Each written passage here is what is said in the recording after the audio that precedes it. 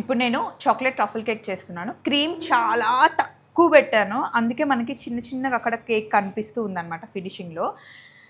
అయితే దీన్ని ఇప్పుడు నేను ఈ ట్రఫుల్తో కవర్ చేసేస్తున్నా. చూడండి, దీన్ని కొంచెం ఒక్క జస్ట్ 20 సెకండ్స్ హీట్ చేశాను అంతే.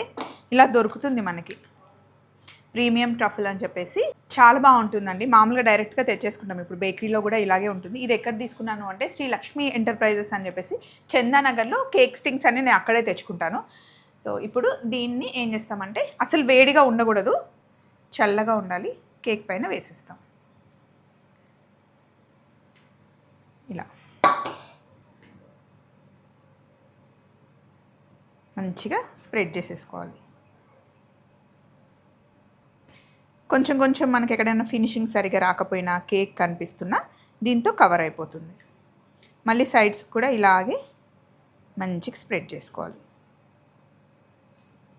ఇదన్నమాట. ఎప్పుడైనా ట్రఫుల్ కేక్ చేస్తే ఇలా చేసేయండి. ఇది ఒకసారి మంచిగా జూమ్లో తీసుకోండి. మీకు ఆన్లైన్లో అయితే అవైలబుల్ ఉండదు, కేక్ షాప్కి వెళ్తేనే దొరుకుతుంది. నెంబర్ ఇమ్మంటే ఇస్తాను వాళ్ళది, కానీ ఒకదానికైతే మీకు డెలివరీ ఛార్జెస్ ఎక్కువ పడతాయి. మీరు హైదరాబాద్లో చందానగర్, లింగంపల్లిలో ఉంటే కనుక హ్యాపీగా వెళ్ళి తెచ్చుకోవచ్చు. ఇదండి ఈరోజు మా కేక్. కంప్లీట్ అయిపోయిన తర్వాత ఎలా వచ్చిందో చూపిస్తాను. కొంచెం డిఫరెంట్గా దీన్ని డెకర్ చేయాలి అనుకుంటున్నా. ఐసింగ్ అయిపోయిన తర్వాత సింపుల్ గార్నిష్ ఏదైనా చూస్తా, ప్రింటెస్ట్లో చూసి ఏం చేయొచ్చో ప్లాన్ చేస్తా. చలో మరి, బాయ్ బాయ్.